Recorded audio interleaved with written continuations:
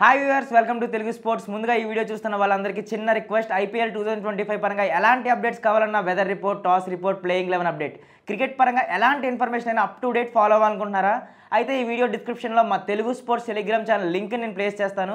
మీలో ఎవరైనా మా తెలుగు స్పోర్ట్స్ టెలిగ్రామ్ ఛానల్లో జాయిన్ అవ్వని వాళ్ళు ఉంటే వెళ్ళి వెంటనే జాయిన్ అయిపోయింది.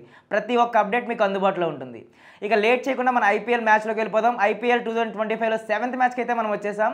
ఐపీఎల్లో హై స్కోరింగ్ మ్యాచెస్తో చాలా ఇంట్రెస్టింగ్గా జరుగుతుంది. ఇక ఈ 7th match SRH versus LSG, Sunrisers and Lucknow super giants మధ్య జరుగుతుంది.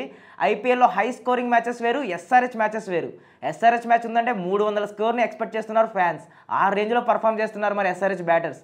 కాటేరమ్మ కొడుకులు, టెర్రరిస్ట్ నా కొడుకులు పేర్లకు తగ్గట్టుగానే ఆడుతున్నారని చెప్పుకోవాలి. ఈ ఎస్ఆర్హెచ్ వర్సెస్ ఎల్ఎస్జీ మ్యాచ్ మళ్ళీ హైదరాబాద్లో జరుగుతుంది. లాస్ట్ మ్యాచ్లో ఎస్ఆర్హెచ్ పర్ఫార్మెన్స్ చూసాం కదా. ఐపీఎల్లో హైయెస్ట్ స్కోర్ని జస్ట్ 1 రన్ తేడాతో మిస్ చేశారు. అంటే 287 హైయెస్ట్ స్కోర్ కూడా ఎస్ఆర్హెచ్దే అనుకోండి. కాకపోతే ఆ రికార్డ్కు మరొకసారి బీట్ చేసే ఛాన్స్ని జస్ట్ మిస్ అయిందనమాట. ఇక మరోసారి హైదరాబాద్లో మ్యాచ్ కాబట్టి ఎస్ఆర్హెచ్ నుండి 300 రన్స్ అయితే ఫ్యాన్స్ ఎక్స్పెక్ట్ చేస్తున్నారు. మరి ఈ మ్యాచ్లో జరుగుతుందో లేదో చూద్దాం. ఎస్ఆర్హెచ్ వర్సెస్ రాజస్థాన్ రాయల్స్ మ్యాచ్లో టాస్ గెలిచిన రాజస్థాన్ రాయల్స్ చేసిన పెద్ద తప్పు ఏంటంటే ఎస్ఆర్హెచ్కు ఫస్ట్ బ్యాటింగ్ ఇవ్వడమే. దీంతో కాటేరమ్మ కొడుకులు రెచ్చిపోయారు. ఒకరి తర్వాత ఒకరు వచ్చి పిచ్చగొట్టుడు కొట్టారు. ఇషాన్ కిషన్ అయితే సెంచరీ మెయిన్ హైలైట్ టోటల్ ఇన్నింగ్స్లో.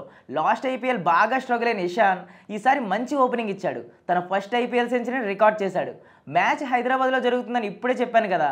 హైదరాబాద్ అంటేనే హై స్కోరింగ్, ఇక్కడ రికార్డ్ స్కోర్స్ నమోదవుతాయి.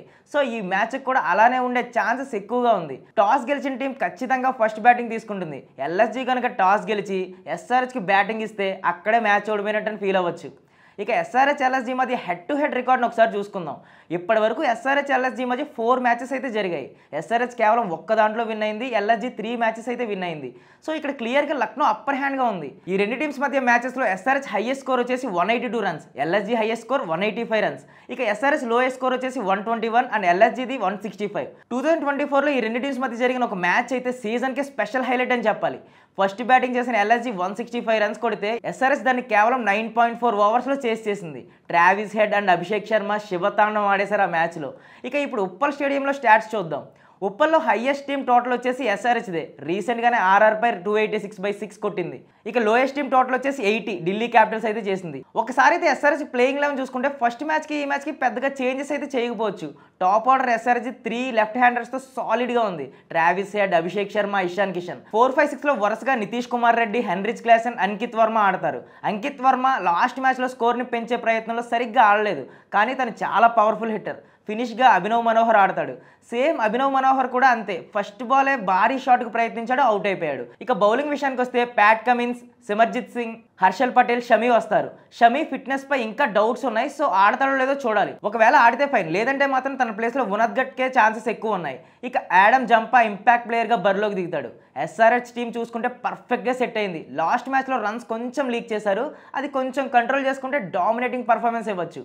బ్యాటింగ్లో అయితే ఎస్ఆర్హెచ్కి తిరుగులేదు. ఫస్ట్ బ్యాటింగ్ వస్తే మినిమం 250 రన్స్ కొట్టే ఛాన్స్ ఉన్నాయి. ఇక లాస్ట్ మ్యాచ్లో జస్ట్ ఓడిపోయిన లక్నో సూపర్ జెయింట్స్ గురించి కూడా మాట్లాడుకుందాం. ఢిల్లీ క్యాపిటల్స్తో జరిగిన మ్యాచ్లో మెయిన్గా ఫీల్డింగ్లో చేసిన మిస్టేక్స్ వల్లే ఓడిపోయామని చెప్పొచ్చు.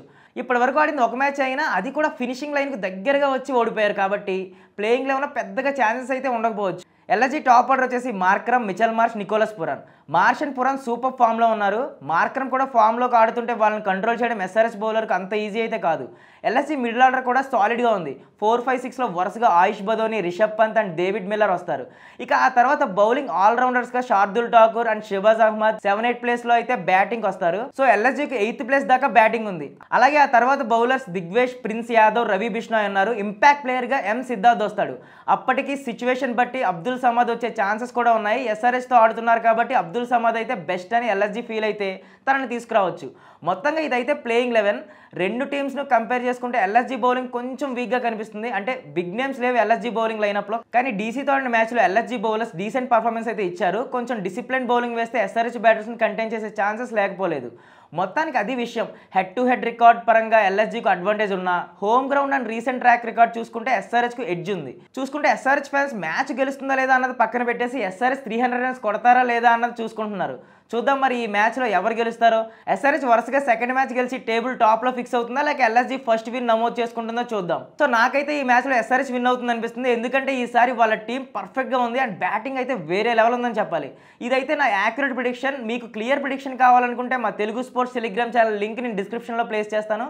అక్కడ మీకు క్లియర్గా prediction, weather report, toss report అన్ని అప్డేట్స్ అందుబాటులో ఉంటాయి. ఎవరైనా జాయిన్ అవ్వని వాళ్ళు ఉంటే వెళ్ళి జాయిన్ అయిపోండి.